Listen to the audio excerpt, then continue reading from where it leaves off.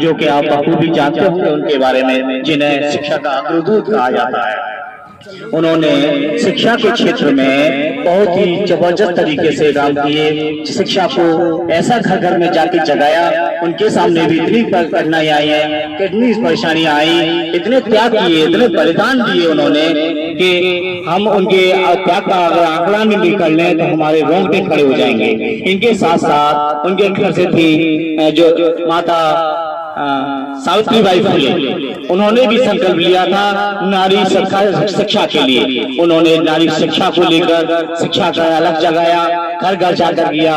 और जो लोग होते थे शिक्षा के, कोई नहीं चाहते थे कि शिक्षा पर जोर दिया जाए, उन्होंने उनके ऊपर इतने अत्याचार किए। जैसे ही माता सावित्रीबाई फुले घर से निकलती थी बच्चों को शिक्षा देने के लिए, नारियों को शिक्षा देने के लिए, तो उन पर कीचड़ से हमला किया जाता था। उनके आचरण पर उंगलियां व्यंग कसे जाते थे, उनको डराया जाता था, धमकाया जाता था। वो नहीं चाहते थे कि ये घर से निकले और शिक्षा का प्रसार करें, मगर उस पर भी हमारी माता सावित्रीबाई फुले अड़िग रही और उन्होंने शिक्षा की जोत घर घर जाकर जगाई।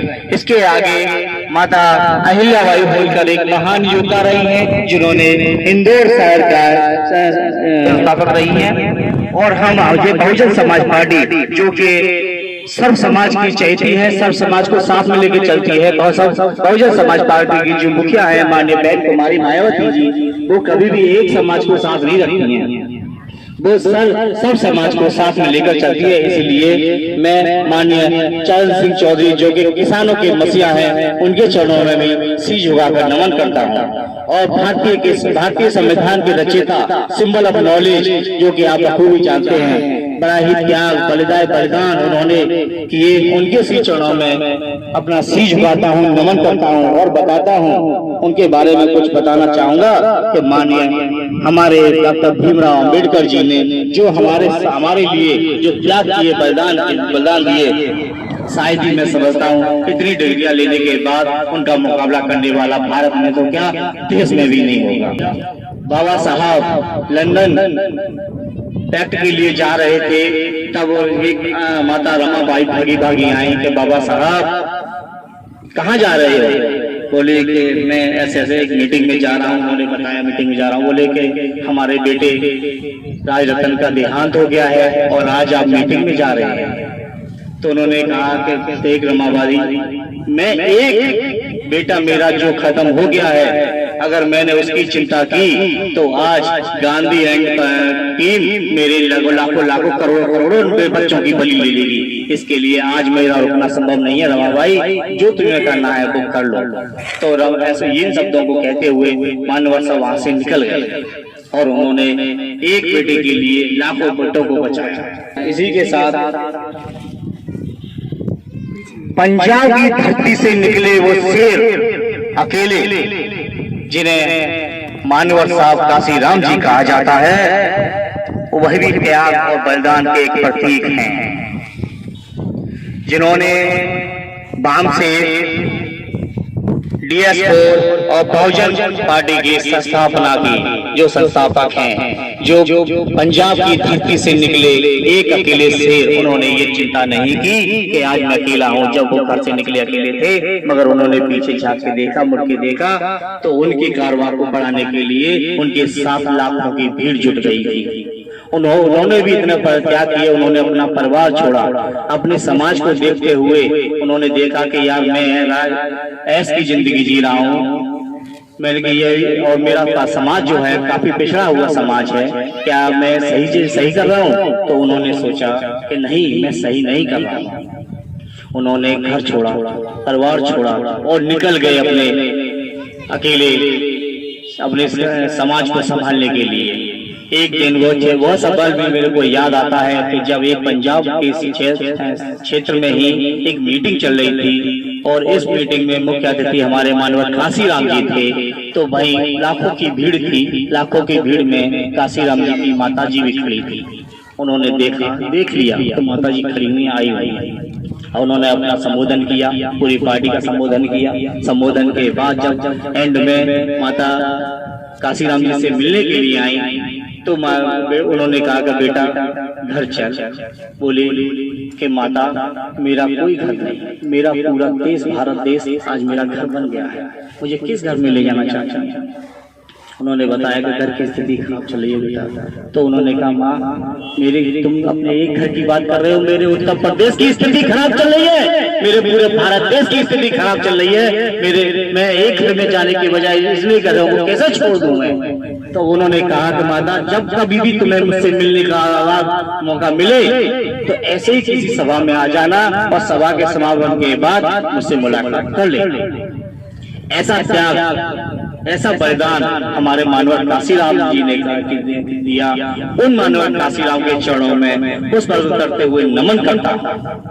और उत्तर प्रदेश की 4 वार्ड सभा की सदस्य जो सब समाज की हितैषी, सब समाज को साथ में रखकर चलने वाली बहन कुमारी मायावती जी, जो अपना आदर्श नेता मानते हुए उनके बारे में बताना चाहूंगा। वो भी एक त्याग और बलिदान की ही मूर्ति हैं। उन्होंने भी अपने समाज को आगे बढ़ाने के लिए, इसमें बहुजन समाज को आगे बढ़ाने के लिए, बाबा साहब के मिशन को आगे बढ़ाने के लिए, मानवर काशीराम के विचारों को आगे बढ़ाने के लिए जो त्याग दिए, जो बलिदान दिए, वो भी बहुत ही सराहनीय है, एक यादगार है।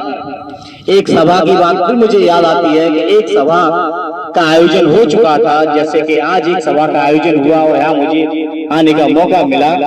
उसी तरह से माननीय बहन जी को ही पहुंचना था, मगर उससे एक दिन पहले ही माननीय बहन जी के भाई का देहांत हो गया और सबको पता भी चला, मगर सब हर कोई ये सोचने लगा कि आज माननीय बहन जी के भाई का देहांत हो गया है, आज लगता नहीं है कि ये सभा होगी। मगर सुबह मॉर्निंग में ही माननीय बहन जी किसी बिना झिझक के और बिना किसी संकोच के उस मीटिंग में पहुंची और मीटिंग को संबोधित किया।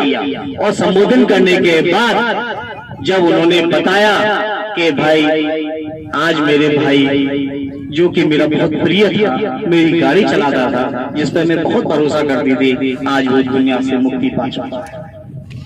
ये सुनकर जितने भी अनुयायी बैठे थे, मानवर साहब के विचारों के अनुयायी, बाबा साहब के मिशन के सिपाही और माननीय बहन जी को आदर्श नेता मानने वालों की सबकी आंखें चलक आई और उन्होंने ये विचार बना लिया कि आज इतने मेरे बाबा साहब ने जो त्याग किया, मानवर साहब ने जो त्याग किया, माननीय बहन जी ने जो त्याग किया, या हम उनके बलिदान को कैसे फीका पर जाने देंगे, कैसे फीका छोड़ देंगे। क्या हमें कुछ नहीं करना चाहिए? जब हमारे यही मैं आज उन्हीं के इन विचारों को याद रखते हुए बोलना चाहता हूँ। ये मंचासीन सम्मानित मंच और मंच पर बैठे हमारे मान्यवर बड़े भाई राजेश जी, पिता तुल्य रतन सिंह जी जो कि अध्यक्ष बीएसएस के अध्यक्ष हैं, साथ में बैठे हमारे पिता तुल्य गोपाल दास जी और बगल में हमारे साथ बैठे हैं हरिओम शंकर रागा जी,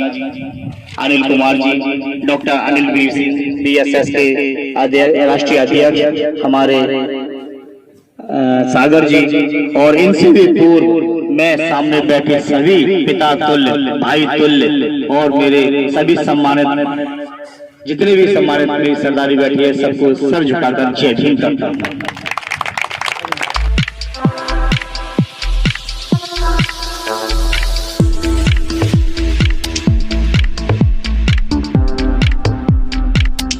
अच्छा सुनो, सब्सक्राइब करते वक्त ना घंटी बजा देना, ताकि जब मैं ऑनलाइन आऊँ तो तुम्हारे फोन